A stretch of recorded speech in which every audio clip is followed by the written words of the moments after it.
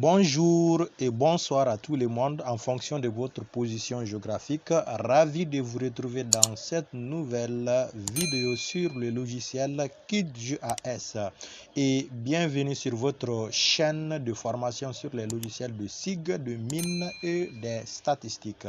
Aujourd'hui, nous allons découvrir une leçon sur le logiciel QGIS. Nous allons voir comment fusionner des fichiers matriciels ou bien comment fusionner des fichiers raster dans le logiciel QGIS. La dernière fois, je vous ai montré comment télécharger directement dans le logiciel QGIS des modèles numériques de terrain. Il s'agissait des fichiers SRTM. On a vu qu'il existe une extension ou bien un plugin dans le logiciel QGIS qui est appelé SRTM Download. Voici l'extension ici.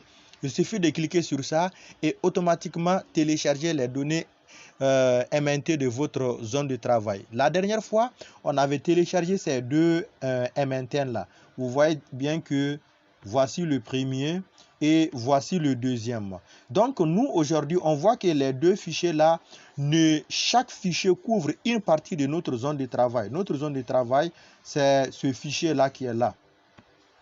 C'est ce fichier là qui est là. Donc, on veut créer maintenant le MNT qui va couvrir toute la zone. Donc, pour ce faire, nous avons tout simplement décidé de fusionner ces deux rasters-là. Maintenant, comment les fusionner dans le logiciel QGIS? C'est très simple. Vous venez seulement au niveau de la barre de menu dans l'option raster et puis vous partez jusqu'au niveau de divers. Au niveau de divers, vous allez prendre l'option fusion, fusionner. Donc, vous cliquez sur fusion. Et là, vous allez avoir cette fenêtre-là que vous allez paramétrer. Dans la boîte, d'abord les couches en entrée. Vous allez cliquer sur les trois points là. Vous allez choisir les données matricielles à fusionner. Donc, vous voyez que ici, ça peut être même 3, 4, 5, 6, même 10 données matricielles. Mais nous, ici, on n'a que 2. Donc, on va sélectionner les 2 données là.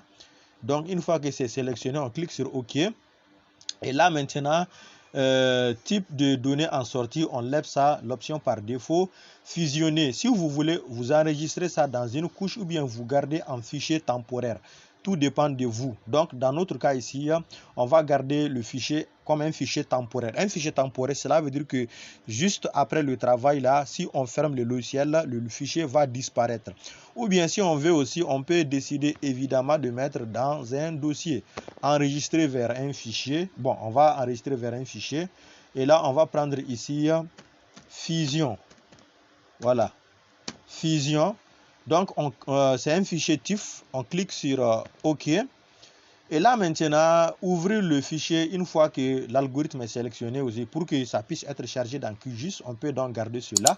Une fois que ces paramètres-là ont été correctement notifiés, nous allons maintenant cliquer sur exécuter pour exécuter l'algorithme. Maintenant, le logiciel va prendre le temps de fusionner les deux données MNT. Maintenant, quelle est la différence? Ici, notre fichier, vous allez voir que ça couvre une très grande zone. Cela veut dire que l'algorithme va prendre un tout petit peu de temps avant de terminer.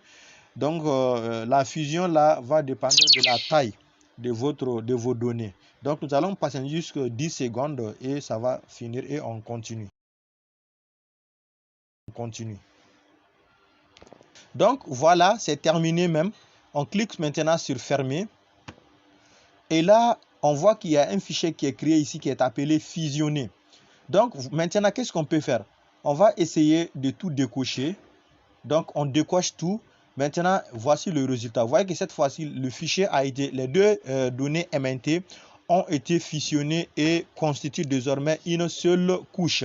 Alors que dans la première fois, on avait deux fichiers. Le premier qui est là et le deuxième qui est là. Cette fois-ci, les deux ont formé une seule couche. Donc, c'est de cette manière ou disons de cette technique que vous pouvez utiliser dans le logiciel QGIS pour fusionner des données raster, des données matricielles. J'espère que tout le monde a compris l'algorithme et que vous êtes tous maintenant capables de faire le travail. Très content d'avoir partagé cela avec vous. N'oubliez pas de vous abonner et on se retrouve très bientôt pour une nouvelle vidéo de formation. Merci beaucoup et à la prochaine. Et je n'oublie pas de rappeler aussi pour ceux qui ont besoin de formation sur les logiciels de cartographie, écrivez-nous sur le numéro qui s'affiche en bas. Nous allons vous envoyer les modules qui sont là. Nous allons discuter des conditions de la formation et passer à la formation. Et au revoir, que Dieu vous bénisse.